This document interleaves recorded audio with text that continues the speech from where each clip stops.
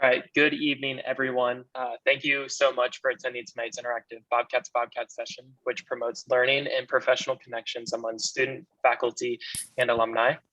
You are encouraged to type questions for Dr. Burns in the chat, and if you feel comfortable to have your cameras on, we will respond to as many questions as possible.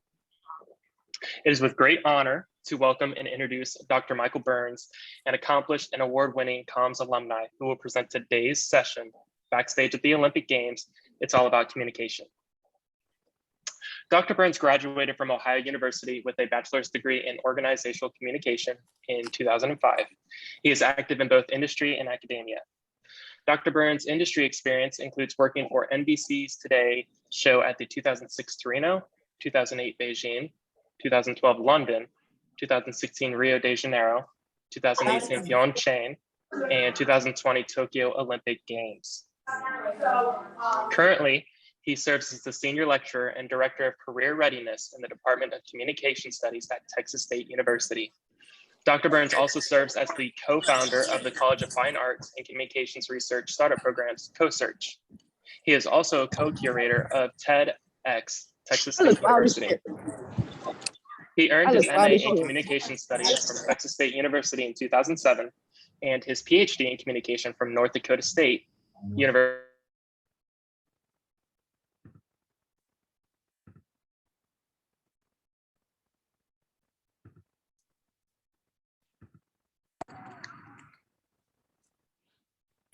Anthony, you're muted. Yeah.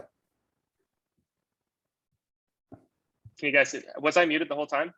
No, just for a couple seconds. You're good now. Okay. Dr. Burns is a proud Midwesterner and Bobcat. He loves having the opportunity to give back to Ohio, such as speaking tonight. So please help me give a warm welcome to Dr. Michael Burns. Hello. Hey, everyone. All right. Let me share screen here. All right. Everybody see the slide up there? Sounds like it looks like it. All right. Well, I am really excited to be here. And obviously, I'd much rather be in Athens physically, because I always say Athens is my happy place. All roads, brick ones especially, lead back to OU. And I'm down here in Texas, but just know that I always have OU and Athens in my heart. It's Ohio University, my experience with comms, just my time there, it really changed my life and really got me on a trajectory that I never expected, and one that I am so grateful for, because when I really do, reflect back on my career, what I've done, everything from the Olympics, which we're going to hear about tonight, but also getting a PhD, working at a hospital, working and different consulting things that I do now, I can track it back to my classroom experiences with my comms professors. So I want you all to know that there's a lot that they're teaching you now and projects they're making you do that you may roll your eyes at and that you may not quite see the purpose yet. I just want to tell you to trust the process, trust them, they know what they're talking about. And it might be one of those retrospective things where you're sending some emails after you've graduated saying, I get it, I see why you did that, and thank you for making me do that. So I always like to just point that out. And I've got to have a lot of amazing opportunities. I'm very fortunate knowing that the opportunities that I've been able to take advantage of, and just know a lot of that was because of taking chances and risks, being involved and being active at OU. And I hope you all will take something from this presentation tonight to get you motivated and to really think about how special your time is down there and what kind of advantages you can get from being an active member of that community. So tonight we're going to look inside the Olympics, and I'm going to give you some insight there. But I really, not just want to share stories about the Olympic Games and working with NBC, because I know those are flashy, exciting, big things that people know about. But I really want you to realize through the stories and the information I share tonight, how powerful your degrees are. And I think we are at a time in history where communication and relationships have never been more important. And you're going to see that very practically through my presentation today. But you're going to see a lot of elements from all of the types of classes that you take, whether it's rhetorical courses, whether it's your more empirically based courses, whether it's public speaking, whether it's, your research methods, you name it. I promise you that stuff's used daily. And that's what makes your degree so powerful, especially when we're in a world today where people struggle to connect and people struggle to communicate. And I think it's a great time to be a comm major. So I just want to start with that. So the first thing I want to point out tonight is just kind of give you a heads up of what we're going to talk about tonight. So here's a little agenda, a little preview. You'll see different pictures on each slide too. I just tried to put some little pictures up there from different Olympic games. That's me and, my friend Sophie, who I work with, but we have a thing going that every time Shaun White's in an Olympics, we have to get a picture with them. So obviously I had to include that, plus I'm wearing that great OU shirt. So wanted to make sure you saw that I was repping OU as much as I can, but you'll see some pictures tonight. And if you have more questions about any of those as we go through it, I can explain more, but I wanted to give you a little bit of a look and a visual of some of the Olympic games as well. But what we're going to do tonight is cover some questions. These are the questions I want to get through. The first two are the most common questions I get. What does this guy do at the Olympics and how to get that gig? So I'm going to get that out of the way. I'm going to talk about it and explain that process a little bit. But then I'm going to switch gears and really dig into why comms majors are uniquely skilled for this type of work, because I think sometimes people attach the idea of working in media to only journalism. That is only one way to work in the media industry. There's a lot of other things that happen in the media that you can get involved in. And I had to learn that myself because I was not a journalism major, obviously, at OU. And it took me some convincing to realize I can still have a career in an interest area of mine and not do it the typical way. So we'll talk through that, because I think what people don't realize is how the skills you're learning that are specific to your degree, how important they are and valuable they are to that industry, but really to all industries. And then I'm going to talk a little bit about some lessons I've learned from my Olympic experiences that I think are universal, and that would be something I'd like to have known when I was in your shoes, back in the early 2000s. And then hopefully we'll have some time for some questions and answers at the end of this. So that's what we're going to do today. So let's jump in and talk about this. So the first thing I want to do is kind of tell you how I'm going to set this up. I just want you to realize that and encourage you all to build the career that you want. Don't stay in your lane and take the risk. That is going to be the overarching message I want you to think about today while I'm speaking, and hopefully something you'll be encouraged to do by the end of this. I want you all to know there's not one way to do a career. This is not an assembly line. And sometimes we get tricked into thinking we should be finding a specific job and reverse engineering our life to it. But when we do that, we would miss out on a lot of opportunities. And if I would have done that and kind of got on that degree assembly line, as I like to call it, I probably wouldn't have ended up working at 6 Olympic Games. And so hopefully you can do that, because I have a lot of interests and I have a lot of things that I like to do. And some people may call me a jack of all trades, and that can be insulting, but I think it's an empowering thing, because I have a lot of interest. And I always said, why can't I do it all? Why can't I be a professor and work in the media? Why can't I also do training and development? So, my theory is don't stay in one lane. You get to build the lane that you want. And so that's really what's going to guide us tonight and what I'm talking about. But let's jump in so you can get a sense of what I do at the Olympic Games. Let me get that out of the way, because when people hear that I work at the Olympics, they always ask, what do you do? What do you do there? Are you on TV? Is that what you're doing? And the only time I'm on TV is if it's by accident or they're showing people in the background. So my main role at an Olympic Games is I am a production manager. So I work with the production management and logistics team. And they are the team of people who basically make everything happen that you see on television. They are the people, when the creative folks who are the producers and segment producers come to us and say, we want to make this happen, we want to have this person on the show, we want to do this cooking segment, we figure out the logistics to make that happen. And there's a lot of layers to that, depending on what we're doing, where we're located. There's a lot that has to be considered, researched, and understood to make sure that we can make what you see on television happen. Now, with that being said, I always like to use the metaphor of air traffic controllers. We know where everything is during the show. We know where everyone is during the show. And we know exactly what time they need to be mic'd, what time they need to be on air. We know where everything is, just like an air traffic controller knows where every airplane is in the sky at all times. We know where every functioning part of the Olympic of our Olympic broadcast, what's going on. That's what I do at the Olympic Games, and it's awesome because no day is the same. We experience a lot of different things because if you've watched the Today Show, probably most of you probably have seen it here and there. You probably know who Al Roker is. He's like a national treasure. That's usually who folks recognize first. But probably a lot of your parents watch this. We're a live television show from 7 a.m. to 11 a.m. Eastern time. And so 4 hours of live television, that's a lot of work. And it's 5 days a week.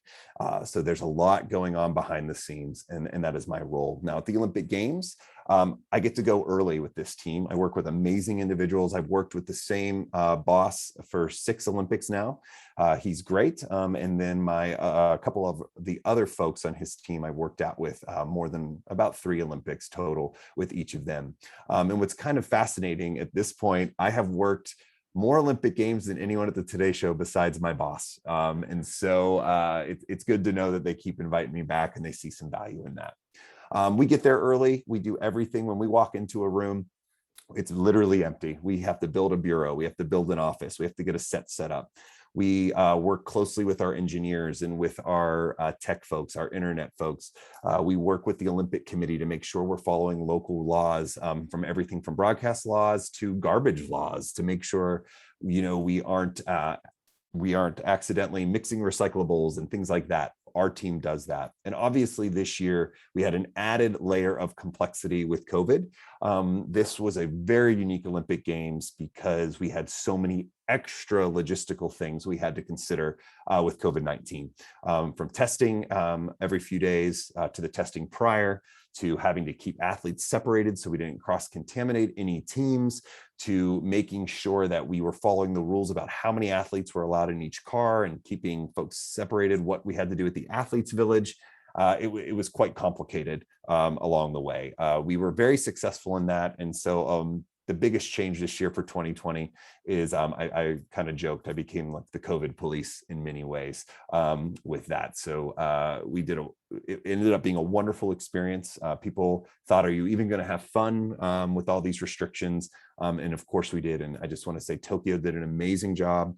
That city, the people, they were so lovely, so wonderful to work with, and so excited to be able to share what they created. And there's a whole cultural experience there that we play a role in. Now, another part of my job is where we get to merge my life as an academic. The Today Show recognizes that I'm a professor. They know that. And they say, you know what, since you like college kids, we're going to hand you the interns, or what we call them, runners, at the Olympics. So we always have college age students working for us there, helping us as basically production assistants and logistics coordinators, doing a lot of the grunt work, doing a lot of the work because we can't bring the whole team. They're college age kids, and that's how I started at the Olympics as well. And I get to manage them. And it's really fun because I obviously understand that age group really well. And our folks at the Today Show always say, you just get it. You are able to motivate these folks. So we're glad to have it. It's one of those things we never dreamt that we'd have a professor working for us and what kind of value we'd get out of just the sheer fact that he's a professor and he's able to connect with that age group. So that is the other side of my job there. So it's a really cool way, and I'm really lucky that I got to marry those roles a little bit. Now, that's kind of the gist of it. That's talking very macro. When we get into the micro level things, each Olympics has its unique challenge. I gave the example of the Tokyo Olympics this time with COVID, for example. Never had to do that before. But in Rio, we had Zika. We had to deal with the situations and some of the protocols around that.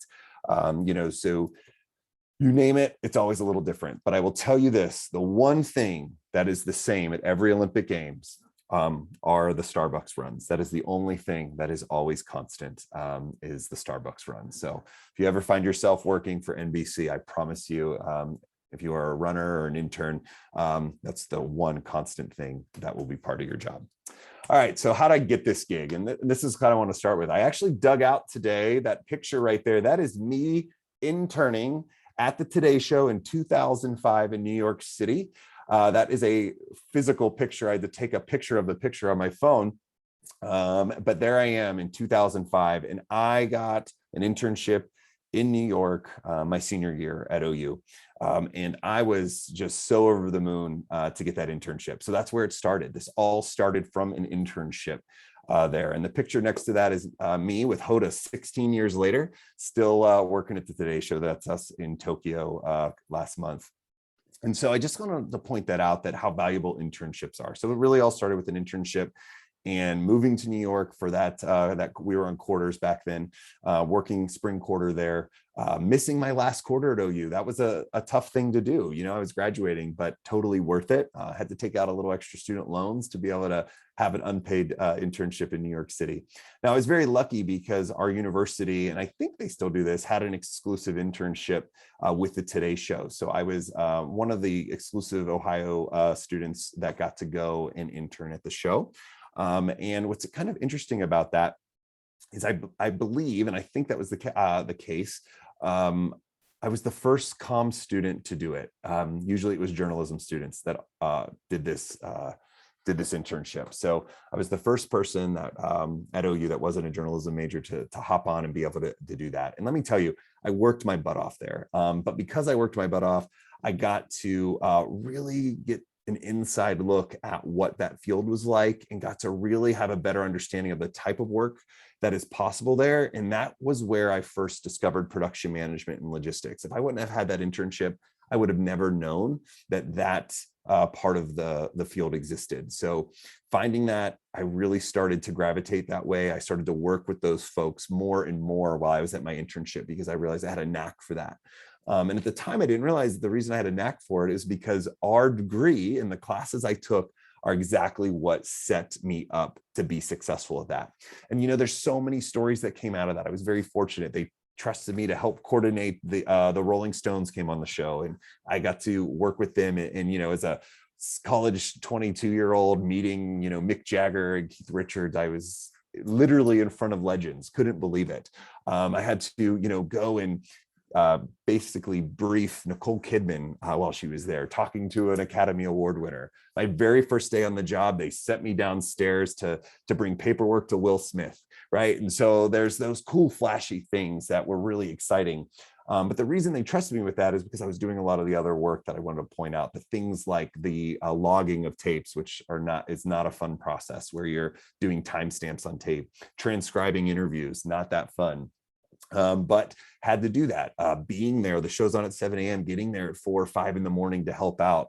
When they needed someone to drive 6 hours to get the world's largest cheeseburger in the middle of nowhere, Pennsylvania, I stepped up and volunteered and got put in a car. And I remember being, when I went to pick up the cheeseburger, I was closer to my parents' house in Ohio than I was to New York City, and then had to bring it back, drive overnight, and help them put it together. You know, those kind of opportunities to say yes and be in and just be completely part of that team is really what led to me getting the Olympic gig, because that was 2005 and they started hiring in 2006 for the 2006 Winter Games. And so I started out as a runner, the people that I oversee now at the 2006 Winter Games in Torino, Italy. And so that was my first Olympics. And so the work that I did there, I didn't even know that the runner position was a thing, but they were watching and they noticed and they reached out and said, you know, this might be something you're interested in.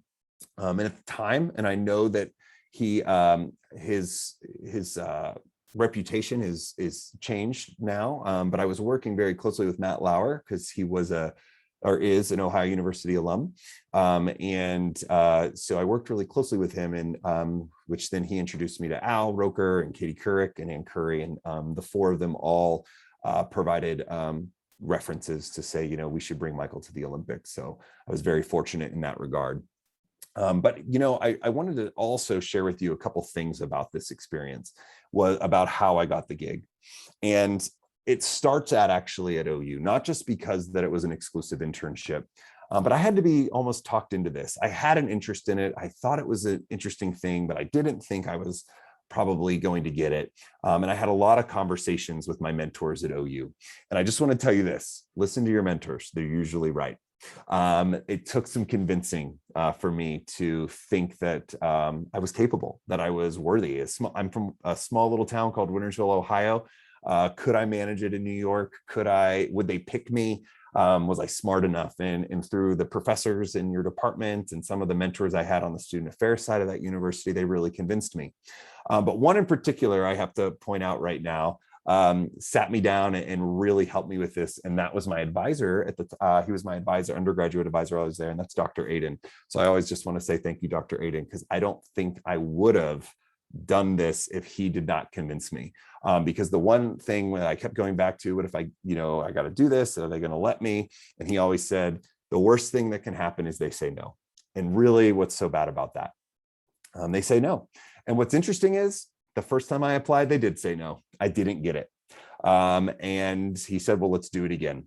So I said, keep trying. So I did not get it the first time I applied. I did get it the second time, and I was persistent. And I asked for feedback of why I didn't get it, so I could try to improve my application the next year. And I worked really closely with Dr. Aiden. And I can even remember having the conversation with him. He's like, I'm not a journalism major. He said, all it says is a College of Communication student. That is you.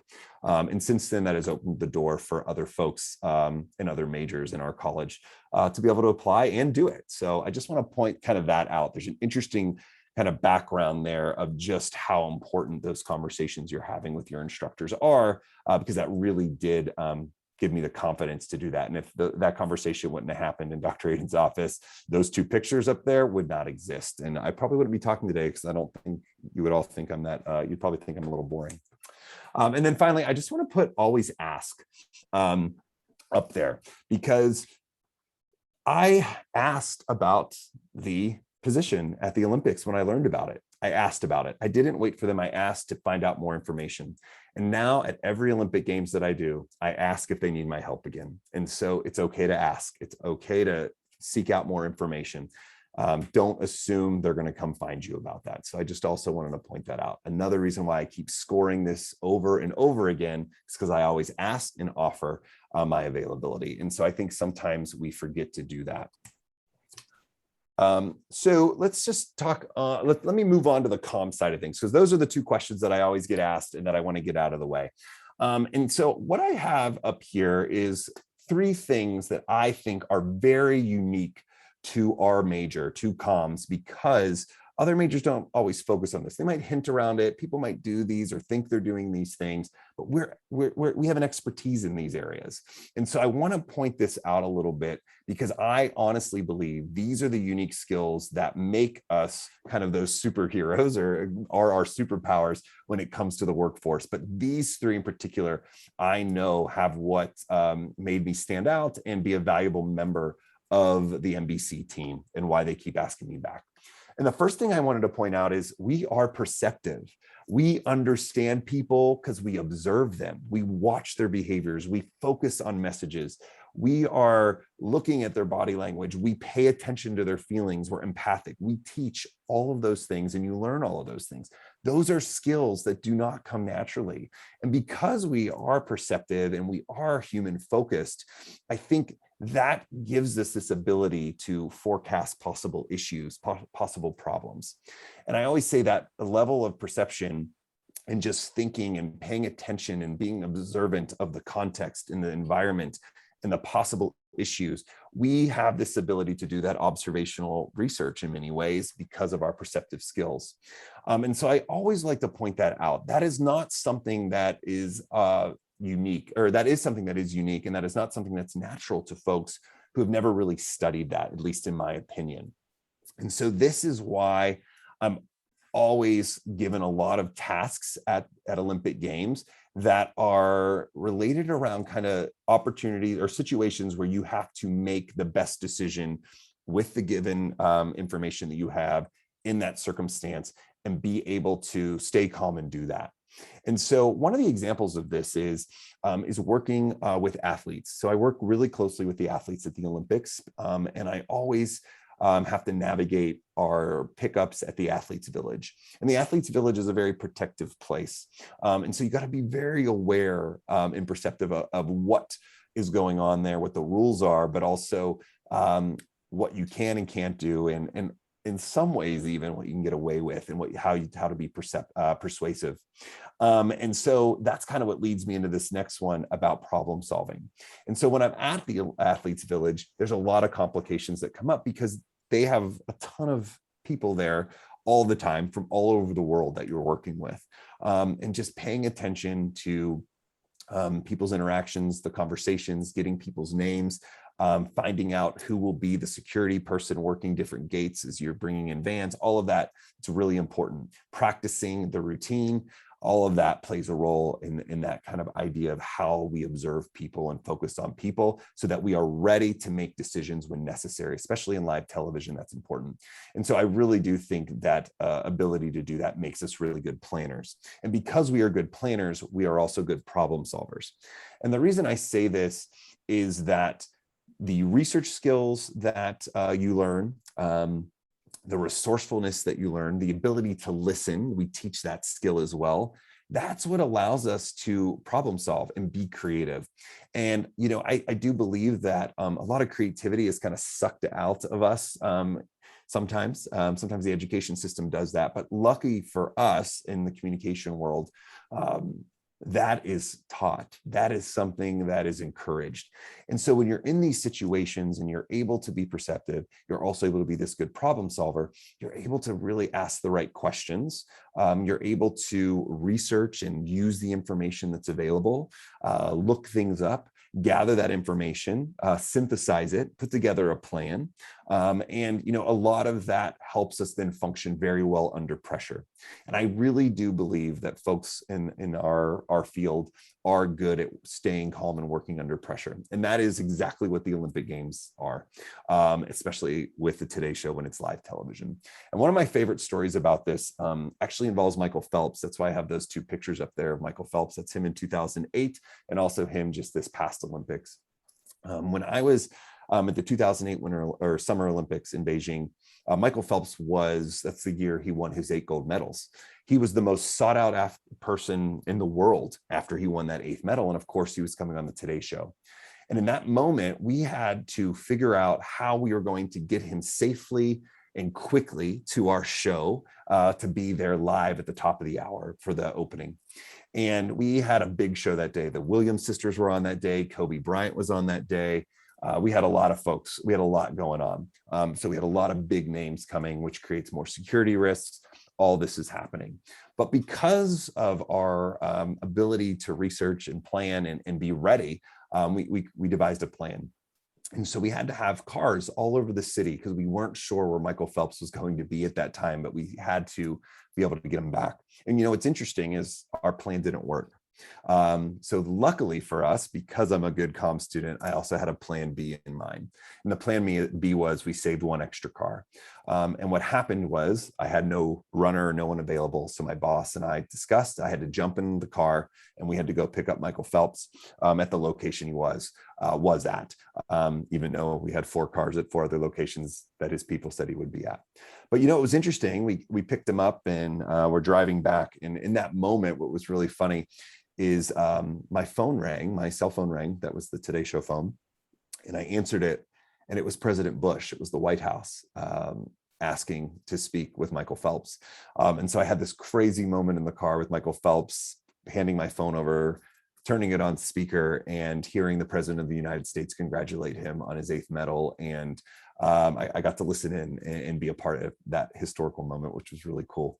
As we pulled up to the park, paparazzi were everywhere. And so that's when I had to go back into problem solving mode. And so immediately you have to make the decision. I'm aware of the surroundings. That's being back to that perception. I can see they're nervous, the people I'm with. So that turns into how can I calm them and let them know that we've thought about this and we're ready. And so that resulted in me saying, all right, we're going to get you through security. I'm going to take all your bags so you don't have to go through x-ray. You're just going to go straight to the metal detector. I have radioed. We have a golf cart on the other side picking you up that will whisk you away to our set. I will take your bags through security. walking them through step by step, because we thought through this problem and this possibility and talked to the right security people to be prepared for it. But what was really funny about that moment, so just after, President Bush called, as they get out of the car, Michael Phelps literally throws me a plastic bag at me.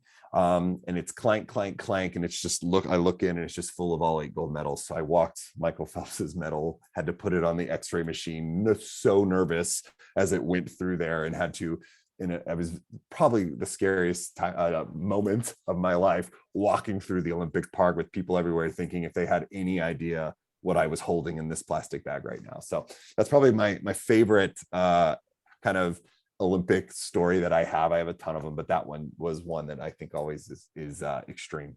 But with that being said, I was able to develop relationships with these folks, and I work with a lot of publicists who represent people like Michael Phelps, who represents different Olympic sports. And those publicists are the same people we work with at every games that bring people to our show. And so that's where it comes in, that we are relationship builders. And because we have a focus on interpersonal relationships, and we learn about it, we learn about the value of relationships and how to nourish those relationships and foster those relationships, that has allowed me to really stand out with the Today Show. So I always say that fact that I was taught how to be a relationship builder, that is, why I think I've stood out. And, those classes like interpersonal communication and relational communication, they're really valuable. And I think sometimes you hear people like, what are you going to do with that? You can't get a job as an interpersonal communicator. Well, yeah, that might not be a job title, but I promise you're going to use that all the time. Because when you understand relationships, you understand how to show up for people. And I always tell my runners, we are here to show up for people, whether it's other people we work with. It doesn't matter what they're doing at the Olympics. We're going to show up for them. If it's our guests, we're going to show up for them, and we're going to be present and available and helpful. We're going to do the grunt work if we need to. And we're happy to do that, because that's a way we build our relationships with these folks. And then also we embrace the diversity of the event. That's one of the best experiences about the Olympics, is you work with people from all over the world, different backgrounds. Even at NBC, I'm working with folks from our London bureau, folks from our Beijing bureau, people from Australia, people from Russia. Even just within my team, we are such a diverse group of people. And then when you're there at the Olympics, working in someone else's country, it's important that you build a positive relationship with the locals and with the people and with the nation and the culture that you're a part of. Again, those cultural elements in terms of relationship building are something that we have a focus on with our major. And, that seems to a lot of you, maybe that's very natural. But in many ways, people don't think about it. And so those type of relationships are important. And I always give the example of sometimes some of the weird things we have to come up with.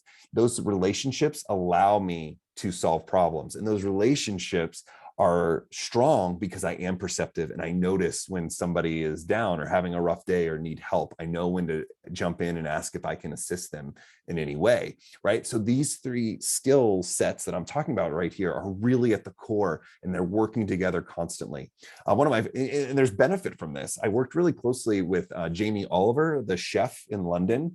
And, he was on the show all the time cooking, and we were doing everything we can because we had to get his cooking products and knives and things into the Olympic Park. Those are weapons, right? But those relationships and working hard for him to make that easier for him so that he could focus on his talent of cooking and making sure he had a good segment paid off. And not just saying that, like, yeah, you feel intrinsically motivated by that, but at the end, people show their appreciation. And I had one of the best dinner experiences of my life at Jamie Oliver's restaurant, one of his restaurants in London. Just treated us, wined and dined us just to thank us. And, it was a really special, cool kind of Olympic moment that I had as well.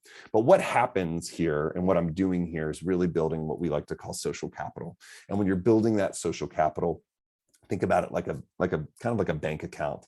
You're building up your money in your bank account so that if there's an emergency or that you make a mistake, you don't fall into the red. I think about it like that with my social capital. How do I make people understand and see that there's value in what we do and what I can provide, and that I also care about them. And so to me, I always say, I have made myself valuable by making others' jobs easier. And I think any of you, whatever job you get, always think about that. What can you do to help the people you're around and be human focused, and be human centered, be other oriented, all things that we think about as comm majors, and try to make yourself valuable by making others' jobs easier. And that is what I do. And I always say that, my boss, Evan, invites me back because he has a very stressful, very difficult job at the Today Show. So any way that I can help relieve some of that, take it on and use my expertise accordingly, I know he's going to appreciate it. But also I know there's a higher likelihood I'll be asked back. And so clearly by these pictures, you can see how valuable I am when I had to try on the mascot head in Korea, right? That's what that is. And obviously you snap a picture. I was too tall to be the mascot on TV, but still had fun doing that. And that is me freezing cold in Korea with my Ohio hat. So I just thought I had to include that as well. But again, I found a way to make myself valuable. And I want the Today Show to think about that. When an Olympics pops up, I want them to think about who was helpful, who was valuable. And one of the things I do when I get home from the Olympics is I always send back my feedback. I give them feedback on all the interns and runners, but then I give them my overall feedback just to say, this is what you should consider for the next Olympics. And that's Beijing 2022. They'll be the first city to host a winter in a summer games this February. Send it all to them so that they would have things to consider. So what I want to end with is just a couple kind of lessons I've learned from this experience is that I think I wish I would have known when I was your age. And the first thing is, I want you to realize I did not take the traditional route for a media career or a professor career for that sake. And I'm okay with that. And I think you need to all know that it's okay to do that, right? And it's okay not to take the traditional route, but find ways to say yes to opportunities, find ways to get involved, find ways, what I like to call hack your education. And hacking your education to me is finding any outside of the classroom thing to do that'll give you a little more insight and understanding of what you value. And so what I always say is embrace pivoting. That's that lifelong learning idea. Continue to find opportunities to get involved and say yes to things. You're going to learn more about yourself and learn more about possible career routes and steps you can take. And as you learn about what you like and what you don't like, you can just pivot a little and can constantly pivot and carve out your path. It doesn't have to be that straight line. And I think that practicing that idea of lifelong learning and saying yes and jumping in and trying things that allows you to constantly pivot, that's going to allow you to continue to adapt your career so it doesn't get stale and you don't get bored. Because let's be honest, a job that you think might be great now, when you're 35, 38, my age, you might not think so. And I always say it's not a good idea to pick a job and reverse engineer your whole life to it, because the person that you're picking that job for doesn't exist yet. 38-year-old you doesn't exist yet. The next thing I want to do is set short-term goals. Short-term goals, I think sometimes we get so focused on long-term goals, we kind of lose track of all the other possible opportunities in between. And so setting short-term goals allows you to have those opportunities to learn and have those opportunities to pivot more. And also gives you those opportunities to celebrate as you go along the way, to make those decisions and take risks, and also be comfortable in the risks that you're taking and knowing that you might fail at them as well. When you set those short-term goals, you have those opportunities to learn more, I think, from your experiences. I also want to say it's okay to pursue a feeling. I say that because sometimes you get people asking a silly question about what's your passion? And, my response to that is, passion is really a process, and it's a feeling, right? And so my passion is going to change regularly. And what I want you to focus on is the feeling. What are the jobs and the opportunities and the things that you're doing that make you feel good about yourself, make you feel that you want to be passionate about the job in front of you, that you're doing that at that moment. Through grad or through undergrad, I was a tour guide at OU, and I was really passionate about that at the time. Is my passion now giving tours? No, but I was passionate about it at the time. And so find ways to follow the feeling, right? So I felt good when I was giving those tours, right? Just like I feel great when I'm working in the Olympics. I feel great when I'm in a classroom. Those moments that make you feel alive, it's okay to pursue a feeling, because the job and the career will align with that, I promise, if you trust it. And then the last thing I want to say is all of this will allow you to search for what we like to call match quality. I like this term. I learned it in a book called Range, and it talked about when you pivot and when you set these short-term goals and kind of pursue those feelings, you're going to find jobs along the way and opportunities along the way that provide you a high quality experience. And so that you can match your interest with high quality experiences and feelings. And that allows you to have a much better, I think, kind of work-life integration, because when you try to do work-life balance, something always loses. So I always say, how do you integrate it, your interest in your life and in your personal life all together to make sure you're feeling fulfilled? And, I've been very lucky because I've been able to build a career that I wanted, that was not the traditional route. And I've had many people along the way tell me, even things like people have told me I'm wasting my PhD before because I've chose a different route than the traditional professor. I've had people say I'm wasting. Why am I just not working in New York and doing the Today Show thing? Right. Well, I wanted to do them both. And so just, you don't have to stay in your lane and you can take a risk. And I just want you all to remember that. And those risks are worth taking, especially when you're young. So that's all I have. We can ask questions. That's me at my very first Olympics. It's the only picture I could find easily. There we are on our radios, the radios I still use regularly as well. So that's a little bit, I gave you a lot of insight there, a lot of information. Hopefully you found some value in it. I see there's some stuff in the chat, but we can start taking questions. All right. There's a lot of questions in here. Let's see.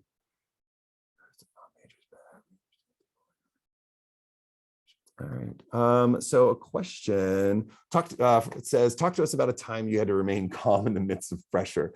Typical job interview question, right?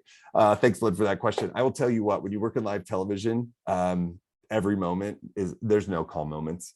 And so that's literally every minute of the live show. But, I think one of the things that is always a little scary, and a time where you got to stay calm so you don't show that you're scared is we didn't have much of this in Tokyo, but because we didn't have any fans there, is sometimes fans get a little out of control when they see folks that they are excited about.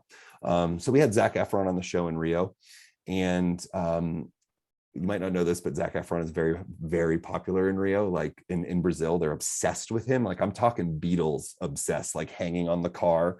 And we had to find ways to secure everyone, but we had a few fans that really tried to break barriers and jump at people and get at him and finding ways to protect him. But, they look to the folks at the Today Show to stay calm and know that we're ready. And even when we weren't quite ready for the woman that was hiding under the car, it grabbed his ankles. We had to act like we were, and we had to act and be ready for that and know where the security people were at all time, knew what we had to do.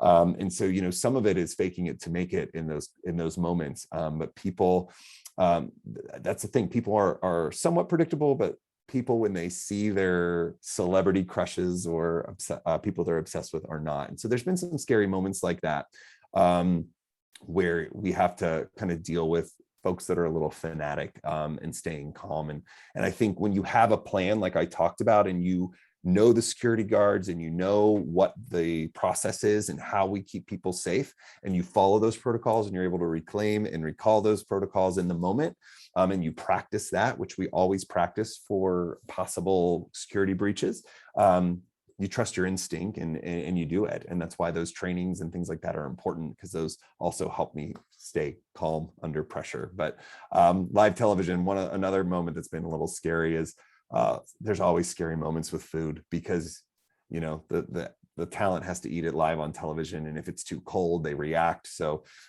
getting the timing just right to make sure the food they're tasting is at the right temperature is also important as well. So let's see, lifelong learning, love that idea. Simple, fun question. What was your favorite Olympics to work at and why? From Anthony.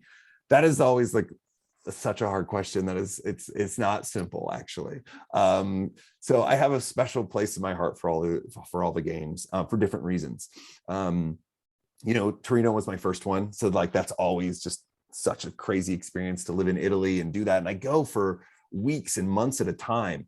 So I really do get a cool cultural experience. So I always say Torino is really special, right? And that was really cool. Opening ceremony was on my birthday. So that was like a fun, awesome kind of moment. And so that first one is always there. But when I look at each Olympics, I'll start talking about it and I'm like, maybe that one's my favorite. Maybe that one's my favorite.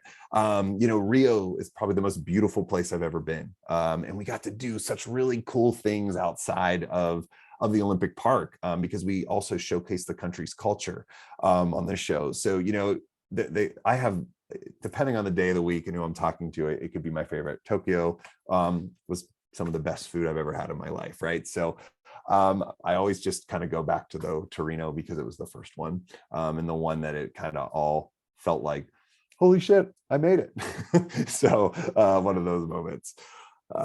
Let's see, tell us about, well, we talked a little bit about the Zac Efron crisis, there's, always some crisis, I think, with folks like that. I think this time around with COVID, that we were living in a crisis the whole time.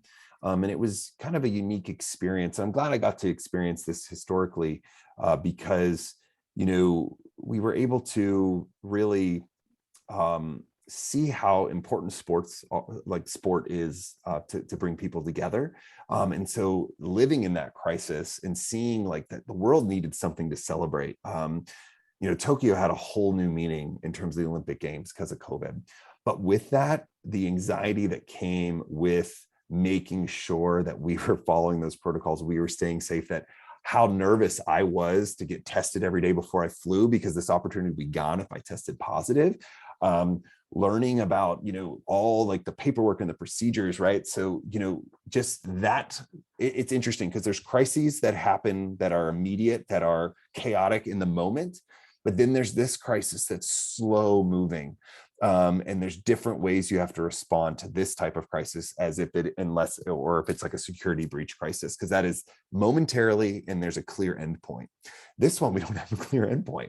We're going to be doing a lot of this with Beijing. And so those of you who are interested in crisis communication, I think a lot of what we're learning right now is it's been a while since the people living right now have lived through such a long and enduring crisis like this. And so I think I've learned more from my experience with COVID in an Olympics than I have any of those kind of moments of like panic when it's a quick security breach. We had some crisis situations before where we've lost guests and they're supposed to be live. And that's again, you saw me on the radio in that picture, why my whole team, we are wired. We have our phones, we have our radios, and we have people knowing exactly where every person is. And you're like, that's not a real crisis. Well, in live television, it feels like a crisis, especially when you gotta get them on TV. But also we gotta make sure they're safe, and we're responsible for their safety. So we have to, always be prepared for that as well. Jenna Hager, the president's daughter, she's on our show. So there's sometimes extra things that come with that because she is the first child, and especially when her father was, closer to being in office. She was not on the show when he was in office, but she has been since out of office. And so there's some, things that you learn along the way. Plus we work with Secret Service. I've met first ladies that have been on the show, and presidential candidates that come on the show. And so there's just a lot of kind of, I always say, these minor crisis moments in the way or along the way. Let's see, what else do we got? Do you have advice for college seniors looking to break into media production industry and are looking for something full-time? Yeah, it's a weird time, I think, to be a college student, because the world is kind of up in the air, and some opportunities were taken away because of COVID. Some were provided because of COVID. And so I think the biggest piece of advice, especially with media, is finding ways to have some experience. And there's obvious ways like internships, but even finding things to do at OU that get you at least closer to that media world. So I always say, if you have a part-time job and you really want to work in media, right, what is a part-time job that you can get paid for that's close or adjacent to, whether that is tickets, collecting tickets at Peavin Stadium, right? That is a step closer to something maybe in the media industry if you want to get into the sports industry, right? Or in sports media. Or, obviously there's an amazing WOUBs there. There's all these options there that you have to get involved with the radio station, with the television station. Even if you're doing something that isn't as flashy, right? Having that little bit of experience where you can learn that, shadowing opportunities, finding local internships, finding smaller stations. I was very lucky to have an internship that was at a big national company, but you don't have to have that. In many ways, you get more experience at smaller places because they use the interns differently.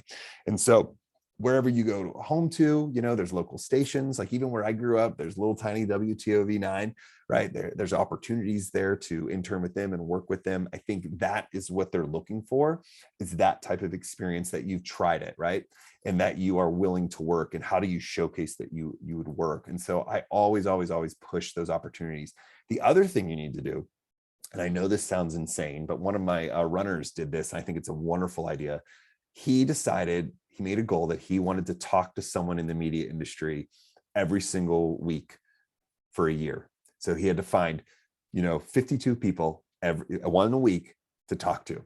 And so he just started reaching out on LinkedIn, people, whether he knew them or not. Some responded, some didn't. Most people, though, said yes and said, hey, I'm a senior or I'm a junior, whatever he was at the time. And I am just really trying to get a sense of what is out there and hear everybody's stories. And that people love talking to students. And he just basically cold messaged people, and they said yes. And then usually what would happen, he would tell them what he's doing and they would introduce him to someone else. And then it became so easy. And he talked to people from all areas of the media field, all angles. And he said yes to it because he wanted to learn more about it. That's one of those like hack your education things I was talking about. And I tell students to do that all the time. And because that is just such a great education piece there, right? Just to hear what people have done and what they're doing. And so start reaching out to people and use your student card, right? That's the best thing, because people like to help students. Hey, I am a student. I know you don't know me. Here we go. But I will tell you this also, Bobcats love helping Bobcats. Like OU alumni will respond. So, you can reach out to people who aren't OU alum, but I'm telling you, if you find OU alum, they're going to respond. It's crazy. No matter where you go in the world, if you see someone with an OU hat on or whatever, they get excited. And so, they will do that. So I think that's another kind of tip that I like to tell students now, because it's really networking, especially in media. That's an industry where they are fast paced, and they'll make decisions oftentimes that are the most efficient or the quickest or the easiest. And so sometimes it's like, you're the one that talked to me. I remember this. Hey, are you interested? And that's kind of even what happened to me with Olympics. And right now they know that if I get asked back, it's convenient for them and it's easy for them. And so making yourself available and putting yourself out there and talking to those folks is really how that industry, and most industries, but that one in particular, really thrives on that. So I think that's, probably my advice at the moment. Let's see. There's a Michael, lot I'm going to jump in here Yeah, sure. real quick. I saw a question from Mackenzie Lurch, which I think is just a phenomenal question. She asked if during college you ever felt confused or lost. And if you did, how you overcame that. Well, I can promise you, I see, Dr. Aiden's on this call. He knows I did, because I spent a lot of time in his office feeling confused, lost, all of those things. And so, yes, the answer to that is yes. I know that I remember talking to Dr. Harder after class once when I was thinking about getting a master's, and had a little kind of freak out moment, and her convincing me like, no, you can do this, because I was accepted. Should I do this? So I think those are all normal feelings. And you're supposed to feel confused. And you're supposed to feel a little lost sometimes, because in those moments when you feel you're most vulnerable, I honestly think that's when you start to kind of realize what really drives you. And so, lean into that confusion, seek out the people who you can talk to and that will listen to you. Because a lot of times when you're saying it out loud, then you start hearing it, and then but when we think through it, or we only text about it, all of that, we get wrapped up in our own heads. And I was very fortunate to have a lot of mentors at Ohio, like whether it was my professors. I worked really closely. I know she's still there, not in the same role, but Shar Kopchik was like a major player for me in terms of like really keeping me grounded and helping me through those moments. And so, I encourage you all, like, who are those adults? I know you're all 18, but those folks who are a little older adults than you, who have a little experience, who are there to support you, to have those conversations, because they're really, really helpful, and they'll provide some insight. And so, yes, it's okay to feel confused. You should. One of the most beautiful things about college, I think, is you're living in and processing through that confusion. Embrace it, embrace the anxiety that comes with it, embrace the only thing you have to do at this point of your life is learn. That's never going to happen again. And so that's such a privilege and so just kind of step back and remember that's all you have to do right now is learn. And so find those opportunities to learn, and that's going to help you kind of calm down. And that's another reason why I always say set short-term goals, right? They can be short as, I need to, what to do tomorrow, and wherever you need to be. And then you can kind of pace those out. But those short-term goals will help you feel like you have a little more control, and that you're learning something and you're making progress. And so as long as you can find ways to make a little progress, it doesn't have to be scoring the internship. It just has to, be, what did you do today to make sure you're going to bed feeling like you accomplished something, right? That works as well. And so I say lean into it, embrace it, be thankful for it. And if you can frame it that way and use your resources, that's great. And, I'm confused all the time now still, right? I don't know if I'm going to do this forever. I don't know if I'll be a professor forever. And, there's moments where I think like there's other opportunities out there. Why not try it? That's okay. Right. And you get to carve that path out. So I love that question too. And really how I overcame it was through a support system and through actual conversation with these people, not the text-based, like face-to-face or phone calls. And I was lucky. I had, parents who were always supportive of my wild ideas, because I always wanted to try something, or let's do this. And they've learned to just ask if I like, did you do the research? Okay, let's do it. So I was lucky there as well, that my mom and dad were always like, just step back, let him do it. And we'll see, we'll be here to help him if he needs it. A good question. Let's see what else. I don't know if anybody wants to jump in or saw, because there's a ton of questions on there. If I didn't get to yours, or if you want to just pop on and say something or point something out, or want me to cover something, you can do that too.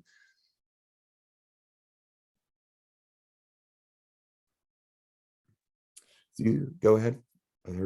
Was someone going to say something? I was just going to jump in on behalf of the School of Communications Studies, Dr. Michael Burns. I want to thank you for spending part of your Thursday evening with us. I know you got done teaching right before you came here, and that shows the dedication and commitment that you have to learning with your fellow Bobcats and former professors. And we're just really honored to call you an alum. We're grateful for your presence on the Alumni Advisory Council, and thank you so very much for sharing your evening with us. And thank you to Anthony Mirasola for helping to organize the event and do the publications for it and do the introduction. Great job, Anthony. Wait a minute. Does Michael have to stop? I'm having too good a time. I'm learning so much. Michael, don't stop. Can you do another hour, please? I'm fine. I'm good. I'm good. I know you're probably exhausted, but I'm great. No, Keep going. I'm happy to talk. Yeah, people got to go. They got to go. But before anybody, if you do have to jump off, I did put my email. Oops, I may have sent that only to Karen by mistake. Oops, I think I did. Let me send it to everybody. I'll put my email in here so that if any of you want to reach out, I'm always happy to chat, talk. So there's my email address. You can also find me on LinkedIn. So I'm always happy to chat that way. So I wanted to make sure if you do have to hop off, you can, but the information's there. But yeah, I mean, I have time if anybody has other questions or wants to know more. I don't care. Just keep talking. You're doing great. I'm learning so much. Good. I'm glad, John. So at least... I am. I'll be the first one to admit it. And I plan on stealing a lot of this for my lectures. So keep going. I love it. I love it. I love it. Yeah, let me see what we got. That was yeah, one other thing too, I just want to point out is all of you right now are in a situation, I think, student wise, you've had like a weird last few years.